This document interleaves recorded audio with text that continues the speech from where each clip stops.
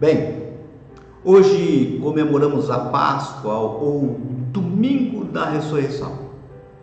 No caso, é a principal celebração do ano litúrgico cristão e também a mais importante festa cristã. A Páscoa, originalmente, é uma comemoração judaica que relembra a libertação do povo hebreu da escravidão no Egito. Segundo aquilo que vemos retratado na Bíblia, a celebração da Páscoa pelos judeus acontece por uma ordem dada por Deus ao povo hebreu. A Páscoa judaica relembra a passagem do anjo da morte durante a execução da 10ª praga do Egito e do livramento do Senhor. Por essa razão, a Páscoa para os judeus significa passagem em português. No entanto, a Páscoa comemorada pelos cristãos possui um significado diferente da comemorada pelos judeus. Isso apesar da Páscoa cristã ter uma conexão com a festa judaica. O real significado da Páscoa para os cristãos está relacionado com a crucificação, morte e principalmente ressurreição de Cristo. Na realidade, a ressurreição é o ato crucial e que difere Jesus de todos os outros deuses existentes no imaginário humano ou que tenha vivido nessa terra e sido proclamado Deus. Pois o que difere o nosso Deus dos outros não poderia ser crucificação, porque muitas pessoas foram crucificadas na história. Não poderia ser a morte, porque milhões já morreram. Mas ressuscitar e subir aos céus em glória, só Jesus. Eu sei que você poderia me dizer, mas outros ressuscitaram na Bíblia. O que dizer do filho da viúva de Naim? O que dizer da filha de Jairo? O que dizer de Lázaro e tantos outros? Eu sei, mas todos estes voltaram a morrer e não tiveram um corpo glorificado ou subir ao céu. Tem uma linda canção, muito conhecida e talvez até já cantada por você, canção da harpa cristã, intitulada Por que Ele Vive, e regravada por vários cantores, que proclama assim. Ela diz: Deus enviou o seu Filho amado para perdoar, para me salvar. Na cruz morreu por meu pecado, mas ressurgiu. E vivo com o Pai está. Porque Ele vive, posso crer no amanhã. Porque Ele vive, temor não há. Mas eu sei que a minha vida está nas mãos do meu Jesus, que vivo está. Quando enfim chegar a hora em que a morte enfrentarei, sem medo então terei vitória. Irei à glória ao meu Jesus, que vivo está. Ora, com base em que eu posso ter essa certeza cantada neste lindo hino? Como eu sei que Jesus está vivo? O que me garante essa vitória proclamada nessa canção e em tantas outras? Já pensou nisso? Por outro lado, o que leva alguns a não terem essa certeza de que Jesus está vivo? O que faz com que alguns não tenham essa certeza proclamada nessa canção? Pensando nisso, eu queria que você abrisse a sua Bíblia e acompanhe comigo. Nós vamos ver apenas alguns trechos do capítulo 15 da carta de Paulo aos irmãos de Corinto, que nos parece uma espécie de um resumo de razões, não só inteligentes, mas com certeza inspiradas a respeito dessa verdade da ressurreição. Abram suas Bíblias em 1 Coríntios, capítulo 15. Nós leremos a partir do verso 1. Eu vou ler na Nova Tradução da Linguagem de hoje e acompanhem comigo. Agora, irmãos, quero que lembrem do Evangelho que eu anunciei a vocês, o qual vocês aceitaram e no qual continuam firmes. A mensagem que anunciei a vocês é o Evangelho por meio do qual vocês são salvos. Se continuarem firmes nele, a não ser que não tenham adiantado nada para vocês crerem nele. Eu passei para vocês os ensinamentos que recebi e que é da mais alta importância. Cristo morreu pelos nossos pecados, como está escrito nas Escrituras Sagradas. Ele foi sepultado e no terceiro dia foi ressuscitado, como está escrito nas Escrituras. E apareceu a Pedro e depois aos 12 apóstolos.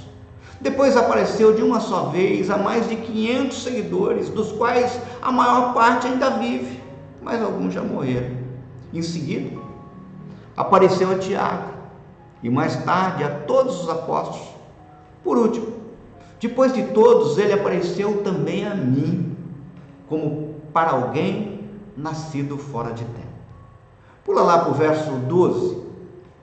Se a nossa mensagem é que Cristo foi ressuscitado, como é que alguns de vocês dizem que os mortos não vão ressuscitar? Se não existe a ressurreição de mortos, então quer dizer que Cristo não foi ressuscitado. E se Cristo não foi ressuscitado, nós não temos nada para anunciar e vocês não têm nada para crer. E mais ainda, nesse caso estaríamos mentindo contra Deus, porque afirmamos que Ele ressuscitou Cristo. Mas se é verdade que os mortos não são ressuscitados, então Deus não ressuscitou Cristo. Porque se os mortos não são ressuscitados, Cristo também não foi ressuscitado. E se Cristo não foi ressuscitado, a fé que vocês têm é uma ilusão. E vocês continuam perdidos nos seus pecados. Se Cristo não ressuscitou, os que morreram crendo nele estão perdidos. Se a nossa esperança em Cristo só vale para esta vida, nós somos as pessoas mais infelizes deste mundo. Mas a verdade é que Cristo foi ressuscitado. E isso é a garantia de que os que estão mortos também serão ressuscitados. Porque assim como por meio de um homem veio a morte, assim também por meio de um homem veio a ressurreição. Assim como por estarem unidos com Adão, todos morrem, assim também por estarem unidos com Cristo, todos ressuscitarão. Vira a tua Bíblia, pula lá para o verso 51. Escutem bem este segredo. Nem todos vamos morrer, mas todos nós vamos ser transformados num instante. Num abrir e fechar de olhos, quando tocar a última trombeta. Ela tocará, os mortos serão ressuscitados como seres imortais e todos nós seremos transformados. Pois esse corpo mortal precisa se vestir com o que é imortal. Esse corpo que vai morrer precisa se vestir com o que não pode morrer. Assim, quando esse corpo mortal se vestir com o que é imortal, quando esse corpo que morre se vestir com o que não pode morrer, então acontecerá o que as Escrituras Sagradas dizem: a morte está destruída. A vitória é completa. Onde está, ó morte, a sua vitória? Onde está, ó morte, o seu poder de ferir? Vamos orar? Senhor, que essa palavra proclamada agora, Senhor, seja uma palavra viva e eficaz. Como sempre recordo, Pai, que não saiam dos meus lábios palavras que sejam só de persuasão, mas de poder. E que esse poder nos transforme, a começar por mim, Pai. Faz isso, Senhor. É o que te pedimos, em nome de Jesus. Amados, se vocês buscarem na Bíblia, verão que todos os 4 evangelhos nos trazem textos paralelos que retratam a ressurreição de Cristo. Nós podemos ver Mateus 28, do verso 1 a 20, Marcos, capítulo 16, do verso 1 a 8, Lucas, capítulo 24, do verso 1 a 12, João, capítulo 20, do verso 1 a 18. E no caso, vocês podem facilmente observar, principalmente se considerarmos algumas versões que, mesmo revistas e atualizadas, se prendem a detalhes originais, que todos estes textos diferem em alguns detalhes. Diferem na hora em que tal aconteceu. Marcos e Lucas dizem que a ressurreição foi constatada no domingo de manhã, ao nascer do sol. No primeiro dia da semana, bem cedo, ao nascer do sol, está lá Marcos 16, 2. Mas no primeiro dia da semana, alta madrugada, está lá em Lucas 24, 1. João também diz que foi no primeiro dia da semana, mas sendo ainda escuro. Está no verso 1 do capítulo 20 de João. E já Mateus sugere a constatação da ressurreição deu-se no sábado à noite. No findar do sábado, ao entrar o primeiro dia da semana, Mateus 28, 1. Deixa eu explicar o apontado em Mateus, principalmente em algumas traduções. Na cultura judaica, o dia começa e termina ao pôr do sol. Não à meia-noite. Por exemplo, o sábado começava ao pôr do sol da sexta-feira e terminava ao pôr do sol do sábado. Portanto, se a versão aponta que o fato aconteceu no findar do sábado, ao entrar no primeiro dia da semana, sugere que, de acordo com o calendário que usamos hoje, a constatação da ressurreição foi sábado à noite. A segunda diferença refere-se ao número de mulheres que foram ao sepulcro e constataram a ressurreição. Para João, foi apenas uma, Maria Madalena. Está lá no verso 1 do capítulo 20. Para Mateus, duas, Maria Madalena e a outra Maria. Capítulo 28, verso 1. Para Marcos, três, Maria Madalena, Maria, mãe de Tiago e Salomé. Capítulo 16, verso 1. E para Lucas, um grupo. As mulheres que tinham vindo com Jesus da Galiléia e estão retratados lá em Lucas 23, 55. Tampouco existe nos textos um acordo sobre o motivo por que as mulheres foram ao sepulcro. Segundo Marcos e Lucas, foram ungir o cadáver, o corpo de Jesus, com perfumes. Nós vemos isso em Marcos 16, 1, Lucas 24, 1. Agora, segundo Mateus e João, foram apenas visitar o sepulcro. Mateus 28, 1 e João 21. Sendo assim, eu poderia, num primeiro momento, apressadamente, concluir que um dos argumentos arquitetados e que poderia justificar a não certeza da ressurreição de Cristo e esvaziar toda a esperança trazida pelo Evangelho, que é a Boa Nova, seria justamente que essas diferenças se apresentam nos textos e que funcionam como um verdadeiro combustível para a incredulidade. Mas acredite, isso não é a razão central. Na realidade, a verdadeira razão já foi proclamada por Paulo de forma muito clara lá em 2 Coríntios capítulo 4, verso 3 e 4. Lá diz: mas se o nosso evangelho ainda está encoberto, é para que os que se perdem, que está encoberto, nos quais o Deus desse século, Satanás, cegou o entendimento dos incrédulos, para que lhes não resplandeça a luz do Evangelho da glória de Cristo, o qual é a imagem de Deus. Ou seja, há uma realidade espiritual por detrás dessa incredulidade. A cegueira que vem de Satanás e se manifesta através de falsos raciocínios incutidos e que mantém muitas mentes aprisionadas, privando-as do conhecimento de Deus, que vem por revelação. Na realidade, é que o diabo usa de fatos falsos, raciocínios, e constrói fortalezas em torno das mentes dos homens para cegá-los. Ora, como lhes apontei, todas as religiões, senão as produzidas por mero devaneio, giram em torno de túmulos. mas só um túmulo tem a porta completamente aberta. Há um só túmulo vazio por ressurreição. Esse túmulo vazio faz toda a diferença entre o cristianismo e as religiões existentes do mundo. O cristianismo tem um Salvador vivo. Todas as outras religiões têm fundadores imaginários ou mortos, e nenhum Salvador. Em todos os textos dos 4 evangelhos que relatam os fatos ocorridos entre a sexta-feira, que hoje reconhecemos como a Sexta-feira Santa, e domingo de Páscoa, há uma verdade proclamada: o túmulo está vazio, Jesus ressuscitou, não está mais no sepulcro. Nenhum evento da história tem sido melhor autenticado do que o túmulo vazio de Cristo.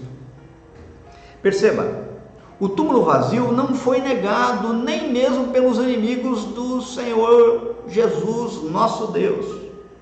O problema nunca foi o túmulo vazio, mas em como ele ficou assim. Que o corpo de Jesus tinha sido colocado no túmulo de José de Arimateia jamais foi questionado. Nem foi questionado o fato de seu corpo não ter ficado no túmulo. Os inimigos de Cristo, encabeçados por Satanás, estavam determinados a que o seu túmulo não ficasse vazio. Não iriam arriscar. Por isso o túmulo foi selado com o selo romano e uma guarda de soldados colocada lá para impedi-lo de se tornar vazio. Os discípulos não esperavam que isso acontecesse, mas seus inimigos se lembravam que ele, Jesus, havia dito: depois de 3 dias ressuscitarei. Por isso pediram a Pilatos que o túmulo fosse bem guardado, a fim de que seus discípulos não roubassem o corpo e dissessem depois que ele havia ressuscitado. Interessante que, apesar de Cristo ter falado tanto sobre sua morte e ressurreição, nenhum dos discípulos esperava encontrar o túmulo vazio. As mulheres foram lá bem cedinho ou na madrugada para ungir o seu corpo ou simplesmente visitar o sepulcro, não para dar a notícia de um túmulo vazio.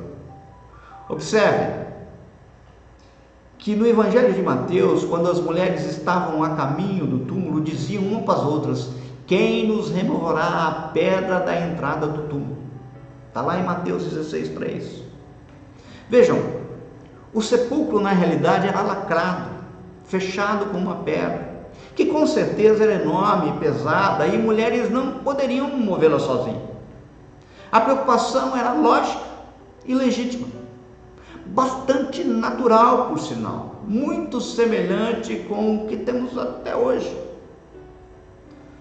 Somos racionais, somos práticos, somos objetivos. E além do que, você há de convir que toda essa história é de um Deus todo-poderoso e soberano, criador de tudo e de todos, que se esvazia de toda a sua glória para habitar num corpo humano e limitado, que vem justamente sabendo que seria rejeitado, perseguido, preso na calada da noite, levado a um julgamento encomendado, açoitado, crucificado, morto, enterrado, mas que promete ressuscitar e ressuscita. É muito louco. Isso é maluco. Não cabe nos tubos de ensaio para que a ciência possa comprovar. A ciência filosófica não consegue decifrar. Daí o vovô e a vovó, ou os com certeza mais sábios, olham para nós e falam: é tudo uma questão de fé. Amados, com certeza, passado quase 2000 anos, ainda existem pedras a serem removidas de nossa mente e coração e que provocam incredulidade, e isso é terrível. Isso nos tira a esperança. Note, o próprio Senhor Jesus, no verso 14 de Marcos 16, condenou a incredulidade dos discípulos, pois o texto relata: mais tarde Jesus apareceu aos 11 enquanto eles comiam. Censurou-lhes a incredulidade e a dureza de coração, porque não acreditaram nos que o tinham visto depois de ressurreto. Somos acostumados a lidar sempre com a realidade sólida e incontestável. Jesus morreu. Assim como Buda também morreu, Maomé também morreu. Observem, eu sei que muitos estão alertando e lembrando a humanidade para algo muito mais importante do que o medo de um vírus, pois o próprio Senhor Jesus alertou que não deveríamos temer os que matam o corpo e não podem matar a alma, mas temer antes daquele que podem fazer perecer no inferno a alma e o corpo. Está lá em Mateus 10, 28. Mas muitos, antes de se preocuparem com a vida eterna, estão ansiosos pelos resultados de pesquisas de vacinas. Estão incertos em verdadeira batalha de discussão quanto aos efeitos da hidroxicloroquina. Estão amedrontados com a contagem de leitos e de respiradores em nossos hospitais, com os números de mortos e com a nossa economia. Amados, entenda, eu não estou desmerecendo tais preocupações normais, humanas, mas estou sim lembrando vocês quanto ao estabelecimento de prioridades. Não é possível que por causa de uma pandemia sejamos tomados pelo medo e esqueçamos da Páscoa. Esqueçamos que Jesus ressuscitou, aleluia! Certo dia, num mosteiro, morreu o guardião.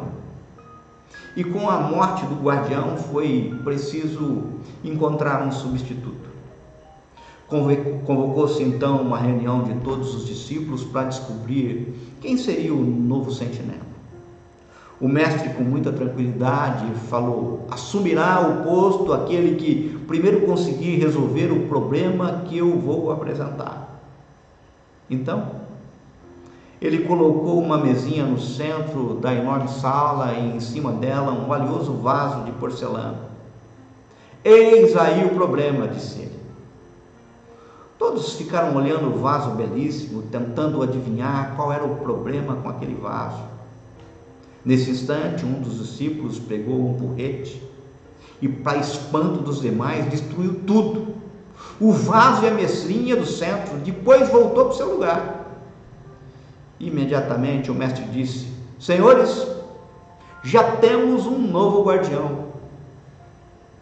Por que ele foi escolhido, mestre? Indagaram os demais. Porque eliminou o problema. Não importa o quão caro, bonito ou inocente ele aparente ser, se é um problema, precisa ser eliminado. Amados, as preocupações desses dias estão tomando o lugar mais importante da nossa sala, como o vaso de porcelana. E daí estamos todos olhando e como resolver o problema que nos está proposto, mas olhamos só no em volta e que, ao se tornarem o centro de nossa atenção, retiram um lugar que só cabe a Deus. O centro é Deus, o centro é Jesus. Entendam de uma vez por todas. Antes de qualquer cura ou vacina, precisamos ter coragem para eliminar os problemas que nos afastam de Deus, por mais que pareçam inofensivos e até legítimos para o momento. Nenhum remédio ou vacina oferece aquilo que só Jesus pode dar. Percebam, dos relatos dos evangelhos, duas teorias tentaram explicar o porquê do túmulo vazio. Uma foi o testemunho dos anjos, crido pelos discípulos quando viram Jesus com seus próprios olhos. A outra, o testemunho dos seus inimigos, quando disseram que os discípulos haviam roubado o corpo e escondido. Uma foi o depoimento de testemunhas oculares, a outra o de soldados comprados para que dissessem que estavam dormindo quando os discípulos vieram roubar o corpo. Note, depois que as mulheres saíram, assim resta apontado em Mateus 28, 11 a 15.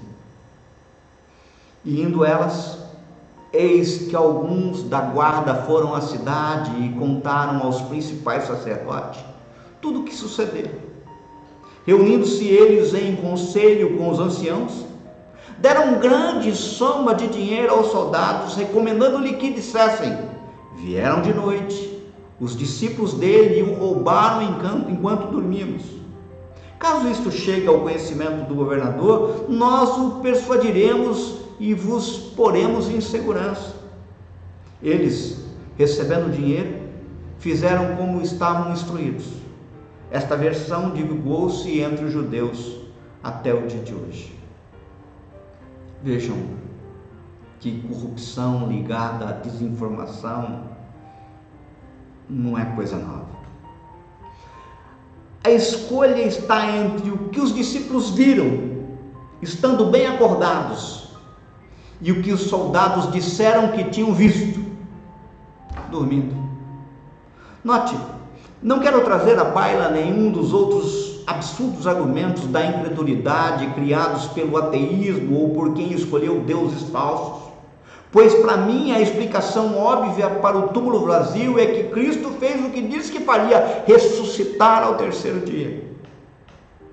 Ele mostrou que estava vivo com muitas provas infalíveis, sendo visto por seus discípulos durante o período de 40 dias. Jesus falou e comeu com eles, comissionando-os para o futuro trabalho a ser feito. Paulo, como aliás lembro no texto de início, diz que pelo menos 500 irmãos o viram na mesma hora. E o próprio Paulo ficou convencido de que ele estava vivo ao vê-lo no caminho de Damasco. A melhor testemunha é ocular. Não me surpreendo se pairar dúvida em sua cabeça nesse instante. Afinal, muitos dos discípulos tiveram que ver Jesus vivo antes de crer. Tomé que o diga. Tomé não estava junto com os outros quando Jesus apareceu no primeiro domingo. E quando lhe disseram que tinham visto o Senhor, ele disse que teria que colocar o dedo nas marcas dos pregos das suas mãos e tocar os ferimentos do lado feito pela espada antes de crer em tal coisa. Por isso, no domingo seguinte, Tomé estava com os outros quando Cristo chegou e lhe disse: põe aqui o teu dedo e vê as minhas mãos. E chega a tua mão e mete-a no meu lado. Está lá em João 20, 25.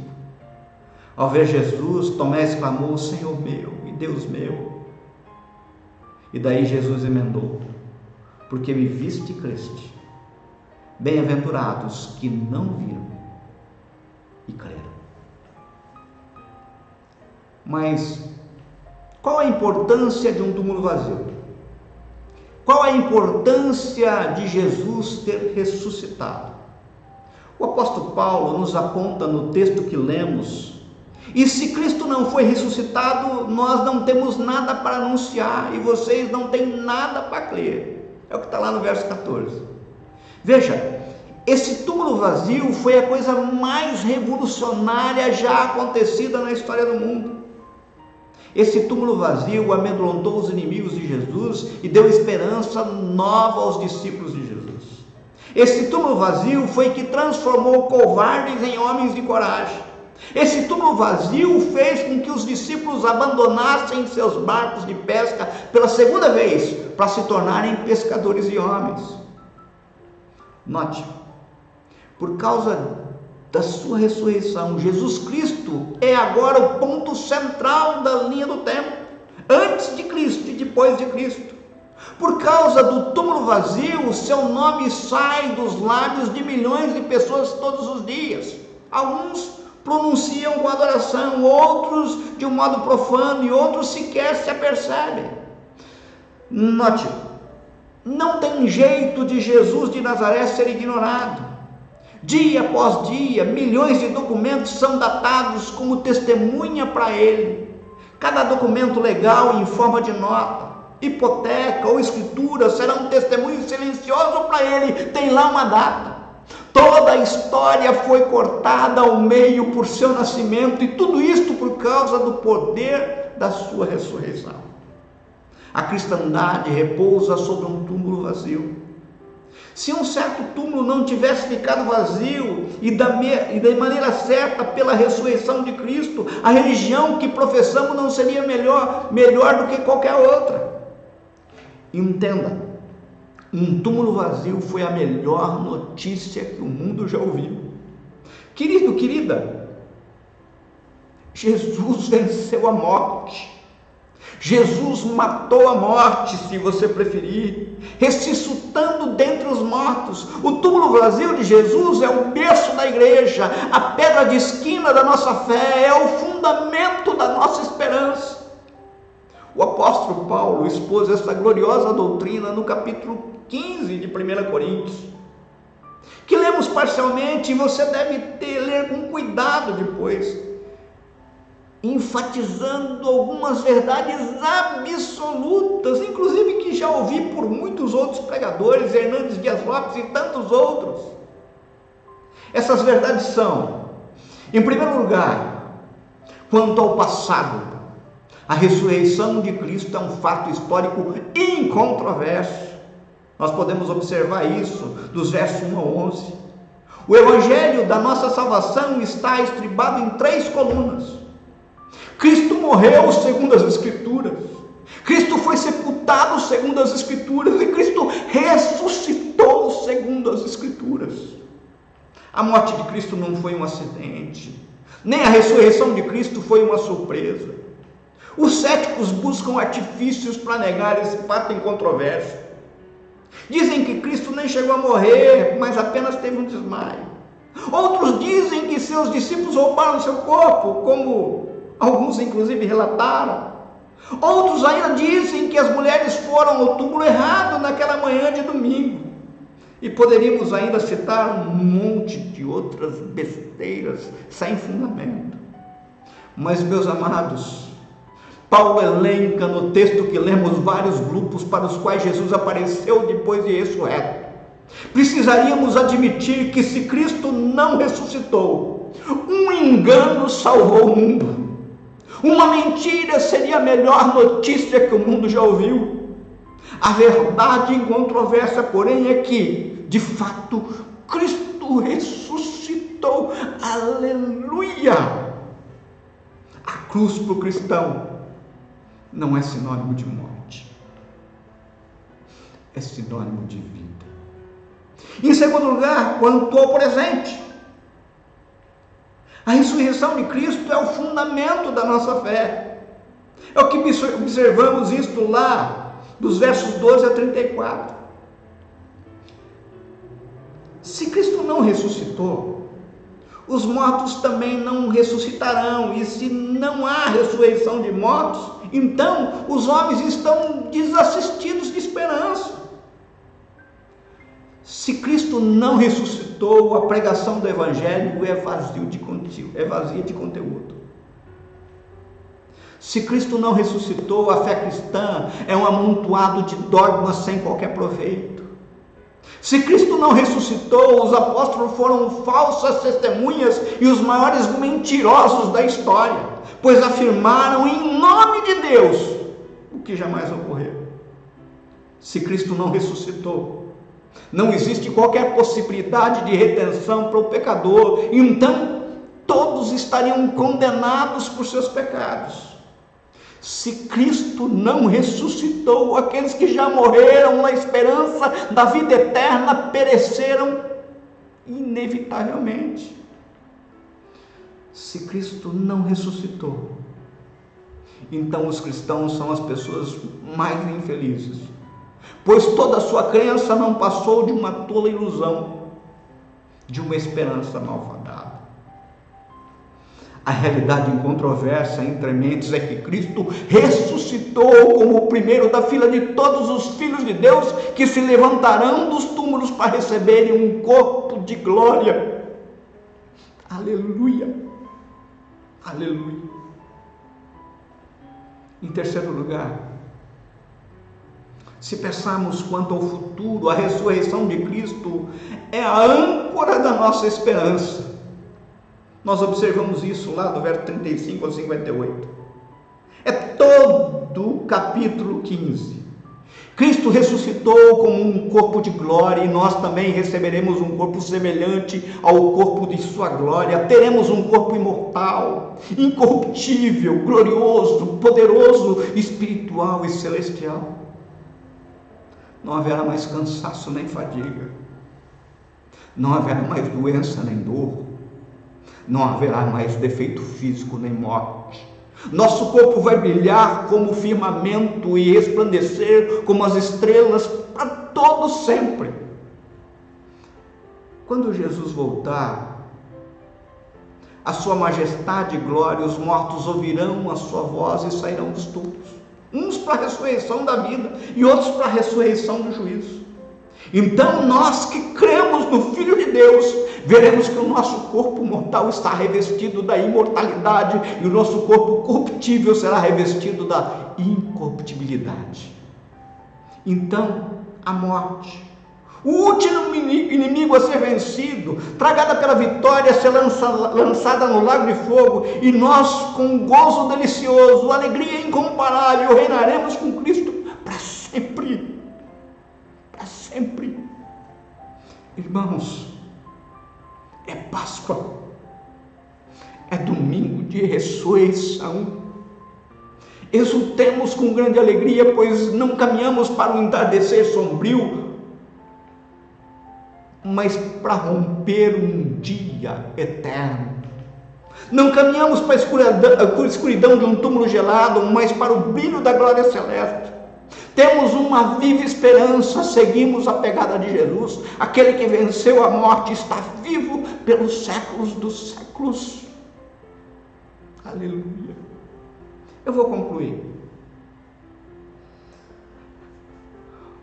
Hoje é dia de removermos a nossa pedra da incredulidade, removermos a nossa pedra do medo, removermos a nossa pedra de toda interpretação errada que temos, de removermos o problema que se apresenta como o centro da nossa vida. Está lá, no centro da sala, como um valo de porcelana, precioso, mas é um problema, pois está no lugar que deveria ser só de Jesus. Hoje Jesus quer se mostrar a você do jeito que Ele realmente é: o Salvador, o Senhor, o ressurreto, o que está vivo, o que se importa, o que está ao seu lado. Jesus Cristo foi e é uma pessoa única. Ninguém jamais existiu antes do nascimento, mas Ele é o Filho eterno de Deus. Ninguém nasceu igual a Ele, de uma virgem, sem pai humano. Ninguém viveu como Ele, sem pecado. Ninguém morreu igual a Ele, dando sua vida por sua vontade própria. Ninguém saiu do túmulo igual a Ele. Também ninguém subiu ao céu como Jesus fez.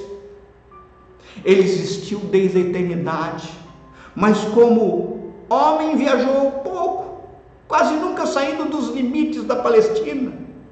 Nunca dirigiu um culto em sufrágio do homem, mas era um ungido de Deus, o Cristo de Deus, que veio para salvar um homem pecador. Eu, você. Jesus nunca escreveu um livro, porém muitos têm sido escritos sobre ele, mais do que sobre qualquer outra pessoa. Jesus nunca construiu nenhum templo, mas muitas casas de adoração têm sido construídas para Ele, mais do que para qualquer outra pessoa. Jesus fez uma coisa que atraiu a atenção de todo mundo, do mundo inteiro. Ele ressuscitou dentre os mortos. Sem esta única coisa, tudo que tivesse feito seria inútil e logo esquecido. Sem essa única coisa, a cristandade não teria mais nada do que uma relíquia morta no passado. A esta única coisa que foi Ele ressuscitou, tomou de volta a vida que havia dado no Calvário. O túmulo vazio foi a sequência abençoada do Calvário. É por isso, porque Ele vive, que eu posso crer no amanhã. É por isso, porque Ele vive, que temor não há. É por isso, porque Ele vive, que eu tenho a certeza da vitória. E para você, Jesus está vivo ou morto? Você está com medo ou está certo da vitória? Certa vez ouvi uma frase do padre Fábio de Mello que achei sensacional e bastante oportuna para dizer àquele que está sem esperança. O maior feito de Jesus não foi ressuscitar os mortos, mas é a capacidade de ressuscitar os vivos. Eu quero te convidar a orar comigo neste domingo de Páscoa, de celebração da ressurreição. Eu quero clamar por revelação, para que a ressurreição seja uma certeza na sua vida.